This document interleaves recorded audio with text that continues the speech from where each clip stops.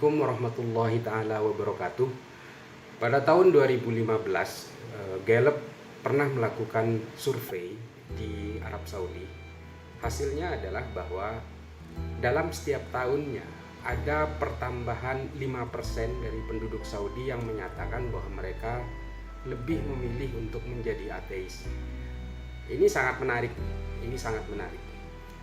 Alasan mereka adalah bahwa karena agama yang diterapkan, baik hukum-hukumnya, baik norma-normanya, cara dakwahnya, dan juga segregasi yang ketat di Arab Saudi membuat mereka seolah seperti menempatkan agama sebagai borgol.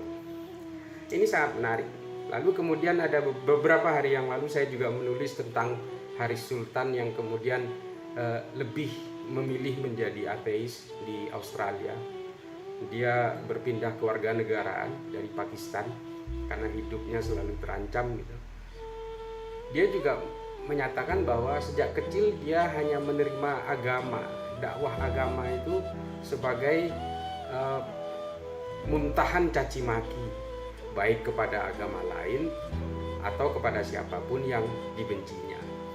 Lalu kemudian juga ada beberapa kasus lain, misalnya ada gadis remaja Saudi yang melarikan diri dari Arab Saudi dan lebih memilih ateis dan sekarang menjadi warga negara Kanada. Dan juga ada beberapa kasus lainnya. Fenomena ini sebenarnya tidak hanya terjadi di Pakistan dan juga Arab Saudi. Fenomena ini sebenarnya juga terjadi di negara kita. Hanya mungkin tidak pernah ada yang melakukan survei.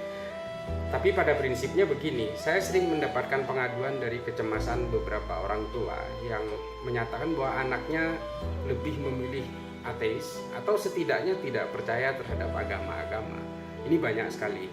Salah satunya di Jakarta yang menyatakan anaknya kemudian tidak percaya adanya Tuhan setelah membaca bukunya Stephen Hawking. Lalu kemudian di Jawa Tengah juga ada yang menyatakan bahwa setiap dia pergi ke masjid atau dia melihat beberapa konten di media sosial isinya hanya cacian dan makian, lalu kemudian situasi itu membungkus kesimpulan-kesimpulan dari generasi muda kita, remaja-remaja kita, seolah-olah agama itu adalah hanya muntahan kebencian, alat penakut, surga neraka, kematian dan sebagainya, sehingga mereka membuat konklusi bahwa dalam rasa takut, dalam rasa cemas, mereka kemudian lebih memilih untuk menjauhi agama. Mereka lebih nyaman tanpa agama.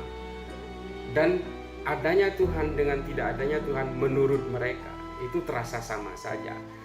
Agama tidak dilahirkan untuk mencaci, juga tidak dilahirkan untuk menyerang orang lain.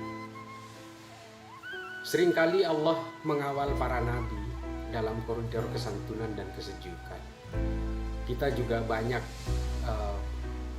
memiliki kisah-kisah bagaimana kesantunan Nabi, bagaimana kisah-kisah tentang Nabi menghadapi para pencaci dan para pemaki terhadap dirinya.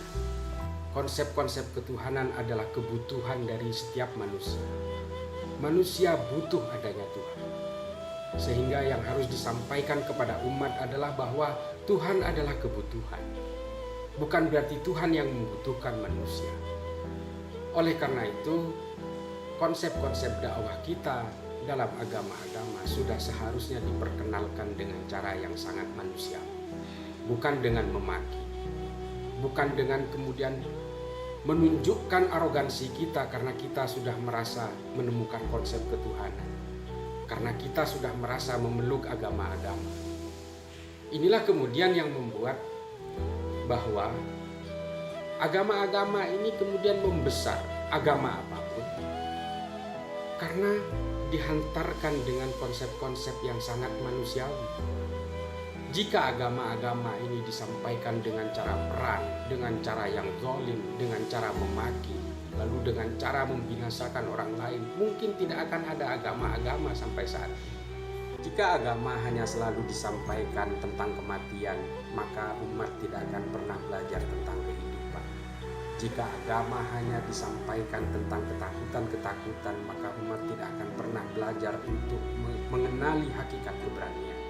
Jika agama hanya disampaikan dengan caci maki, maka umat hanya akan belajar menindas orang lain. memaki orang lain, berkelahi dengan orang lain, dan juga hanya akan belajar tentang bagaimana cara berperang. Saya bukan pendakwah agama, saya umat biasa yang lebih menginginkan kesejukan dan kedamaian. Mohon kepada para pendakwah agama, jangan sampaikan agama dengan cacian, makian, dan juga kebencian.